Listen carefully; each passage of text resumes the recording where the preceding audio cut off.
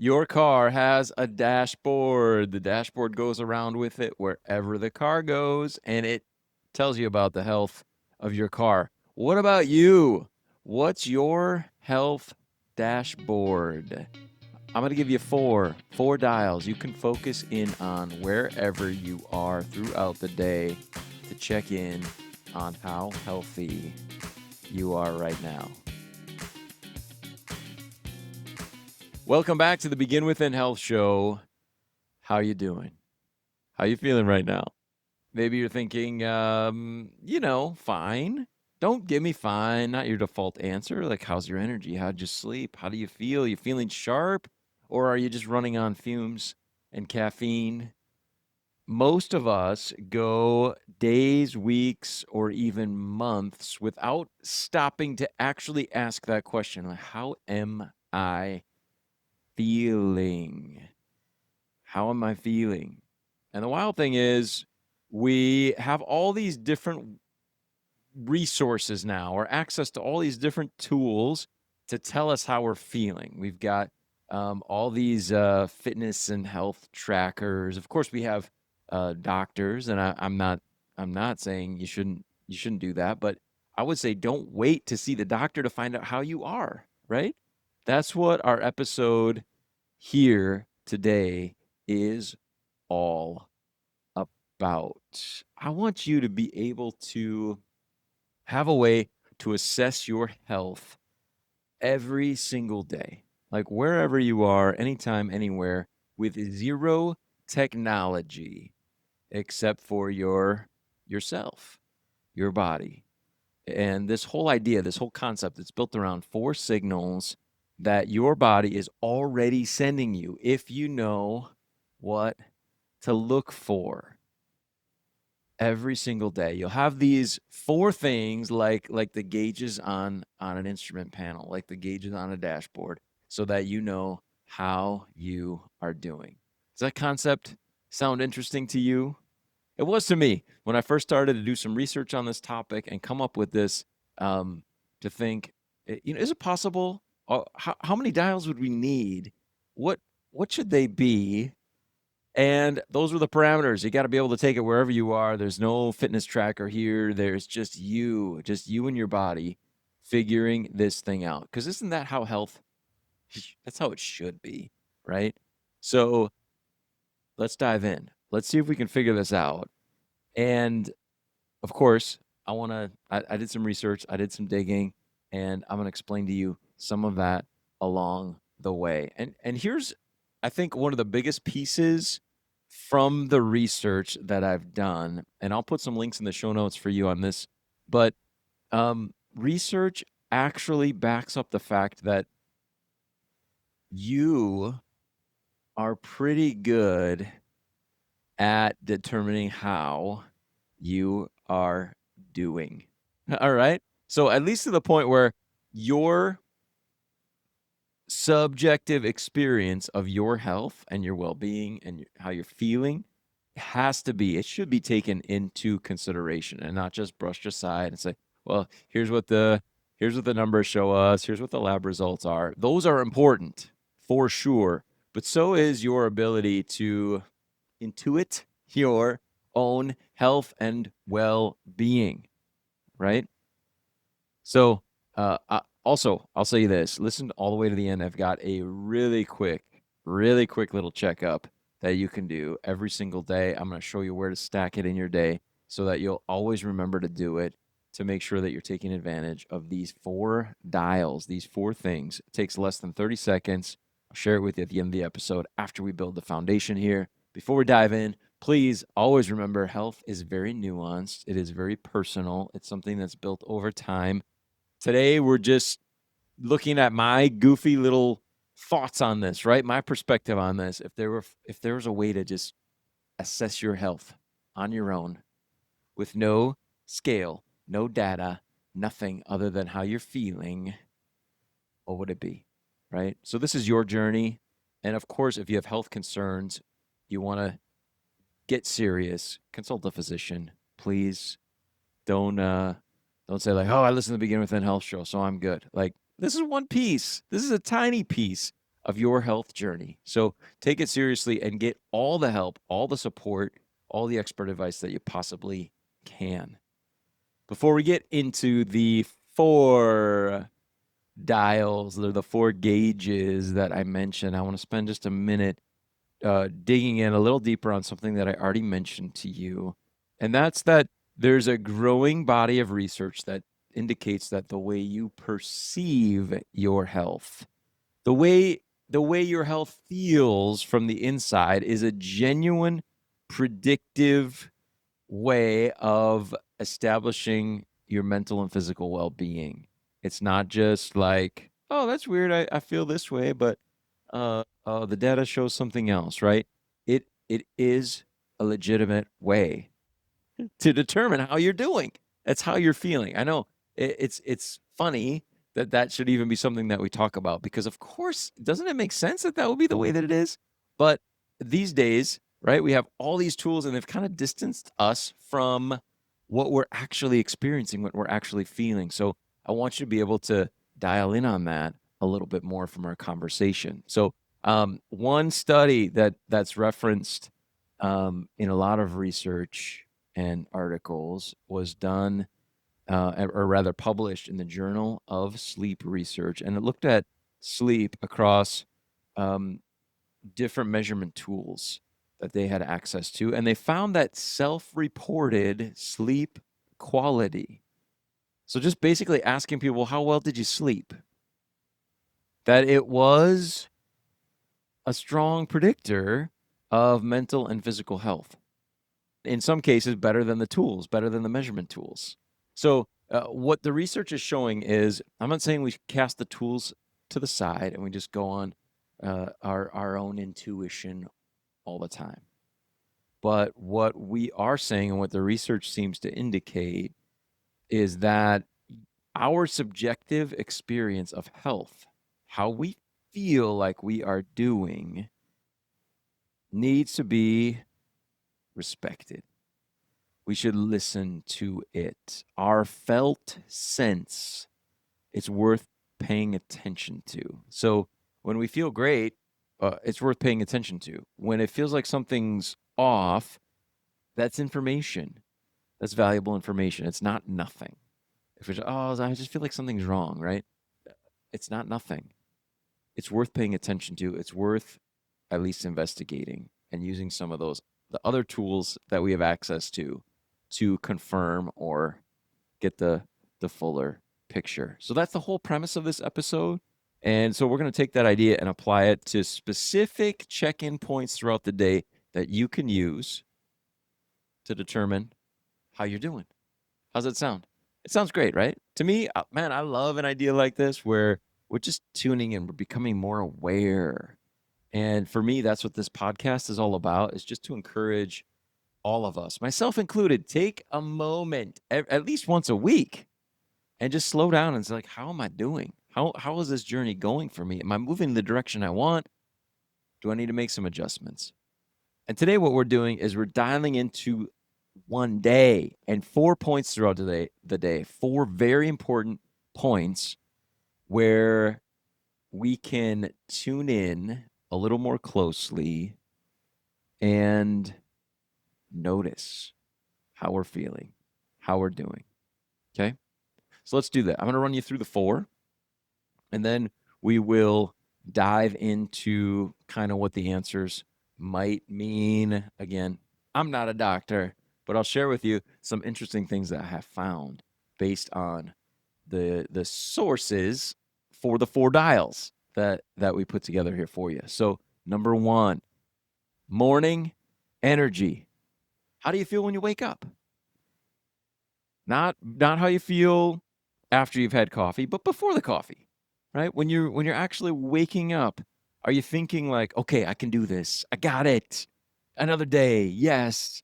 Or does it feel like every morning you're just like tearing yourself away from your mattress every single day?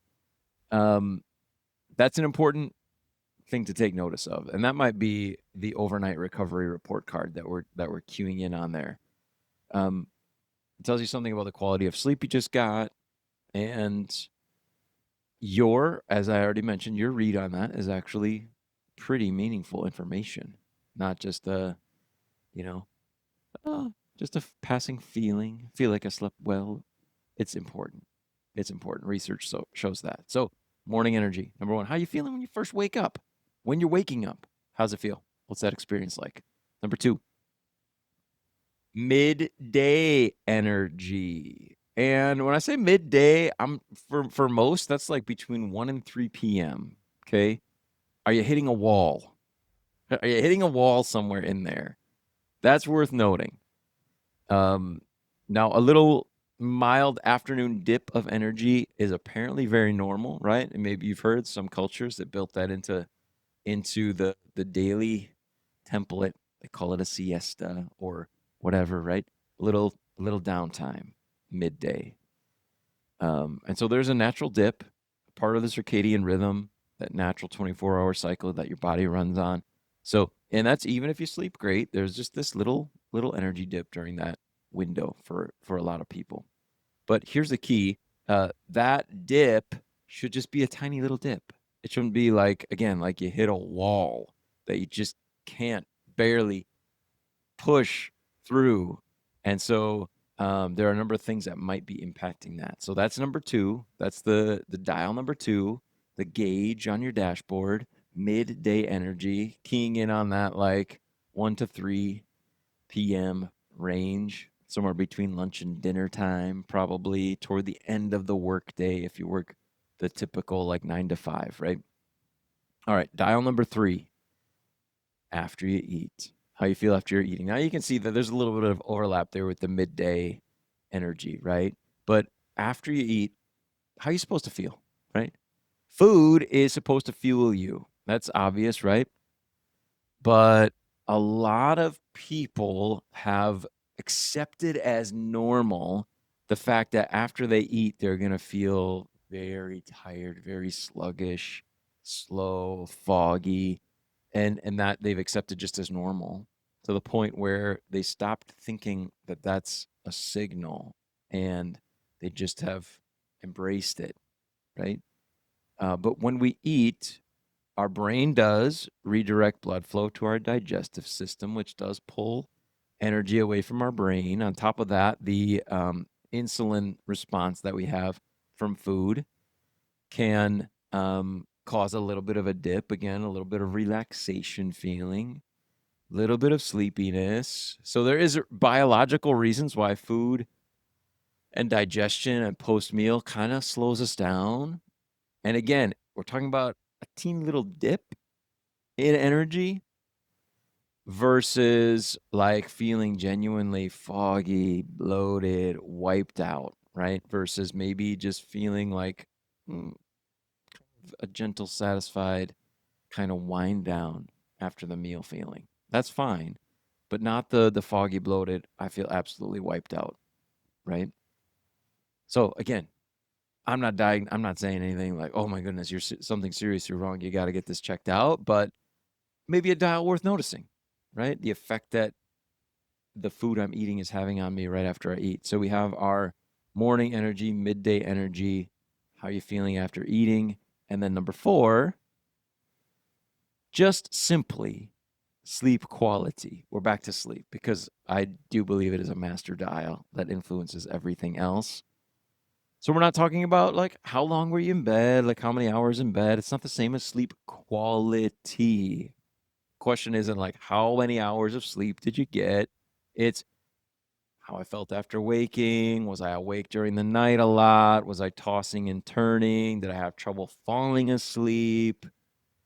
Or did I wake up feeling exhausted?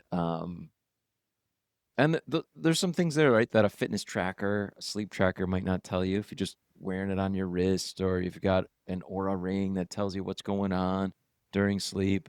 Um, and remember, specifically, not just your felt sense in general is important, but the reason we established that was with regard to sleep. The sleep research shows that your experience, your assessment of sleep quality is clinically meaningful. Your felt sense is worth trusting. So we're not just talking here about the mid or rather the morning energy, the first thing energy, but the whole perception of how well you slept throughout the night. How did I do? What was it like during my night of sleep? Was it good quality or not? And of course, that affects the morning energy, but there's some different factors there. So those are the four, right? Those are the four: the morning energy, the midday energy, how you're feeling after you eat, and then the sleep quality. Those are my four dials. Maybe you can think of something I missed. Maybe you think one of those shouldn't be there. Drop a comment. Tell me what you think. I'm curious. Again, these are my ideas, just sharing them. But I think for me, those are important times to take note of. So now you've got all those four dials, right? Now what? Okay. And again, hey, I'm just sharing my thoughts here. This is not medical advice, but a framework for self awareness, right? Not diagnosis, but just self awareness. If something feels consistently and significantly off in one of those areas, maybe talk to somebody about it, right? Talk to an expert about what you're experiencing. But there are definitely some patterns here that are worth noticing. If mid morning energy is low and you're also like getting crashing hard in the afternoon, right? You're hitting that wall in the afternoon, sleep might be the place to look.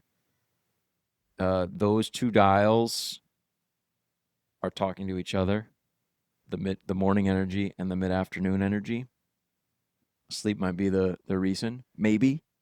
Makes sense, right? But if you feel fine in the morning, but then foggy after lunch, it might be that we need to look at what we're eating for lunch, right? What is lunch like? We're getting protein, we're getting fiber. That tends to produce a little bit more stable energy and less of the big crash in that 1 to 3 p.m. range after lunch. But if we're having a high carb lunch, lots of processed food for lunch, maybe we're going to see a big energy uh, hollow point there, a big valley of energy. So might be again, and so that's comparing the dials, right? I felt great this morning, but after lunch, I felt like, whoa, I hit the wall. All right, maybe it's lunch. Makes sense, right? Now, if it's after most meals, oh, after every meal, breakfast, lunch, dinner, I'm feeling like really sluggish. Maybe, possibly, portion size, meal composition. Again, what are the things that I'm eating together? Might be worth experimenting with. Maybe look at how square those meals are. Am I getting plenty of protein, plenty of fiber from produce, healthy whole food carb sources as well as healthy fat sources?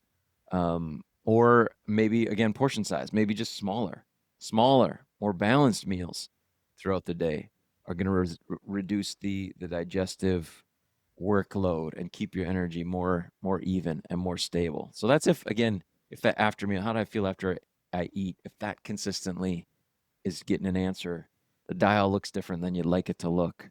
Um, and of course, if all four feel off, don't try to fix them all at once. There's almost always one that's the root cause, right? One that might be pulling the others down. And so just put some thought into what that might be. Of course, if I'm if I'm sleep deprived, I might be making poor food choices, but if I'm making less healthy food choices, it might be affecting how I'm sleeping, right? So just we got to think through it, make decisions. Again, talk to an expert, talk to a doctor, tell them what you're noticing in those four areas. That's going to help them a lot in figuring out what it is that they can do to support you, right? You don't have to be a mechanic though to know that something's off with a dashboard dial. And that's the same with these four dials, right? Just learn how to be aware of them. That's what this conversation is about, right? Again, we're not making diagnoses, giving medical advice, but just trying to create some extra awareness about our health. And I know I mentioned this, but please don't try to overhaul everything all at once. Like, "Oh, I'm gonna get all these dials." I mean, and I'm that kind of person. Just so you know, I am that kind of person. It's like, "All right, I'm gonna control all these things. I'm gonna get them all figured out all together, right? New diet, new bedtime, new morning routine, new workout." And 2 weeks later, n I'm burnt out, nothing's feeling right, okay? So, if that's how you are, I get it. I understand, and that's why I remind you so often, and I have to remind myself, let's pick one to work on. And so what I would ask you to do is this. If you wanna make some improvement, what might be the dial that if you moved it in a positive direction, it would affect the other dials? And what might you do right now in order to move the dial in a more positive direction, right? Thinking about those 4: morning energy, midday energy, how I feel after I eat, and then sleep quality. You're fine tuning here, right? We're not rebuilding from scratch. We're not overhauling everything. Okay. And again, your experience matters. Your subjective experience matters. I think that's a very important lesson or theme I want you to take from this conversation. And if you do have a sleep tracker, a fitness tracker, whatever, it doesn't mean throw it out. Okay. By no means, but use it with respect to your subjective experience, right? Put the two together and say, you know what? I felt like I slept great, but this thing says I didn't. Well, maybe you actually did sleep great, and that tracker isn't perfect, right? Or vice versa. Man, I felt like I slept terrible, but the tracker said I did great. Well, again, maybe the tool isn't as great as it purports to be. It's okay. Use them in tandem, right? If you feel like you slept great and your watch says you slept great, you probably slept great, right? Okay, so you got your 4 dials, right? How do I feel when I wake up? How's my energy midday? How do I feel after eating? And how was my sleep? Actually, you have this information every single day. Your body's giving it to you. It doesn't cost you anything to become aware, to kind of tune in, to dial in at those points in your day. Doesn't require a subscription or a device. It's you and your body tuning in. Listen to the signals, listen to your body, pay attention. And I told you at the top of the episode that I would leave you with one thing that ties us all together. I'm going to get to that in a second, but I'm going to invite you over to beginwithin.fit. Go over to the website, check it out, click the button to book a call with me. I promise I'll message you and then I'll give you a phone call. Okay. So let's do it. There's other programs there. If you're curious, take a peek. Go over there to beginwithin.fit and learn more. Now, here's the thing. Here's the one habit, okay, that if you're going to take all these dials, boil them down to one thing, if that's the kind of person you are, here you go. Every morning, as soon as you pick up your phone, okay, because I know you do it every morning. I do too. As soon as you feel that phone in your hand, before you go and look at what's going on in the world out there, as soon as you hold that phone or while you're reaching for it, right? That's the cue. Take a moment, just tune into you. How are you doing? How are you feeling? More than likely, when you reach for that phone, it's going to be early in the day. And so that's a great time. If there's just one time, that's the one I would pick for you to dial in on. How am I feeling this morning? How's my energy? How's my positivity? How are things going? And if the answer is, that dial doesn't look so good, try to think back through the previous day. Just take a couple seconds. What might it have been, right? How was I feeling after I ate? How was I feeling mid-afternoon? How was my sleep quality last night? Just think about those other dials, all based off of that first thing in the morning, that morning energy check in, and cue it up right when you grab that phone. When you first hold your phone before you look at the world outside, look at the world inside. Just take 10 seconds for an honest check in and think through those other 3 dials. And remember, of course, this is personal. Health is personal. I understand that. But just please keep reflecting, stay aware, keep noticing what works for you, make adjustments as needed, keep taking good care of yourself.